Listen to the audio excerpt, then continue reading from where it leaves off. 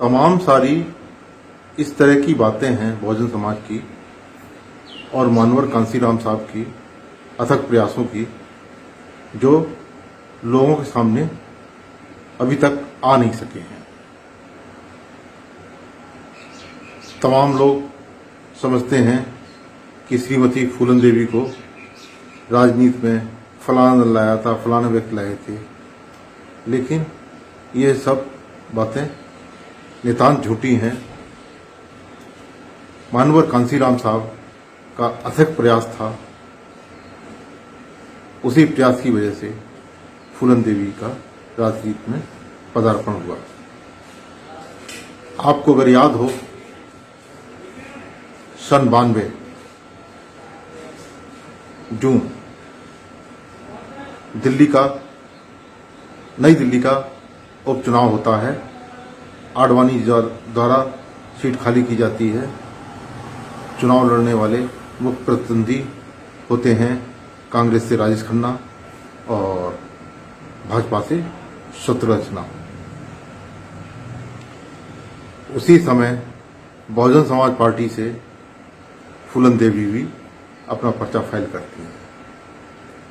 अचानक लोग चौंक जाते हैं, क्योंकि वो बहुजन समाज पार्टी से चुनाव का पर्चा फाइल करती हैं, क्योंकि मानवर कांसीराम साहब के प्रयासों से उन्हें राजनीतिक क्षेत्र में उतारा जाता है और राजनीति के लिए तैयार किया जाता है। लेकिन आपको जानकर ताज्जुब होगी, उस चुनाव में उनको मात्र 700 के आसपास वोट मिलते हैं, लेकिन उनकी राजनीति में एंट्री हो चुकी होती है। खैर, इस फार्मूले को दूसरे लोग लेकर उड़ जाते हैं, तो जो कांसीराम की बहुजन समाज पार्टी से वो चुनाव लड़ती हैं, ये बात कोई भी मीडिया प्रकाश में नहीं लाता है, तो लोग समझते हैं कि अरे फूलन देवी को तो दूसरे लोग राजनीति में लाए थे। खैर, अब मैं जो आपको बताने वाला हूं वो आप ध्यान से सुनेंगे तो हो सकता है मेरी बात का आपको विश्वास हो जाए। इसी जून माह की 6 तारीख सन 96, मतलब अब से 25 साल पुरानी बात है, शताब्दी एक्सप्रेस अचानक 9:45 बजे आकर रेलवे स्टेशन इटावा पर रुकती है। उन दिनों शताब्दी एक्सप्रेस का इटावा में स्टॉपेज न होने के कारण लोग चौंक जाते हैं कि ये शताब्दी एक्सप्रेस कैसे रुक गई।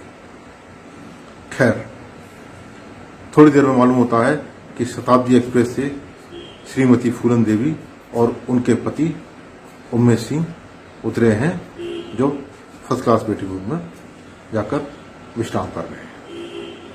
जब मुझे ये बात मालूम होती है तो उत्सुकतावश मुलाकात करने के लिए मैं फर्स्ट क्लास वेटिंग रूम में पहुंचता हूं, अपना परिचय देता हूं। अभी परिचय का आदान प्रदान ही हो रहा था कि इतने में बिजली चली जाए, लाइट गुल हो जाती है। श्रीमती फूलन देवी मुझसे कहती हैं, अरे यहां भी लाइट चली जाती है? तो मैं कहता हूं कि ये भी आपकी कॉन्स्टिट्यूंसी मिर्जापुर की तरह छोटा ही सा कस्बा है, तो लाइट तो जाती आती है अपनी है। तो उनका प्रत्युत्तर होता है कि कांसीराम साहब क्या करते रहे। उनकी जो टोन होती है कुछ मुझे अच्छी नहीं लगती है, तो मैं कहता हूं कि कांसीराम साहब कभी पानी बिजली की लड़ाई नहीं लड़ते हैं, वो स्वाभिमान की लड़ाई लड़ते हैं।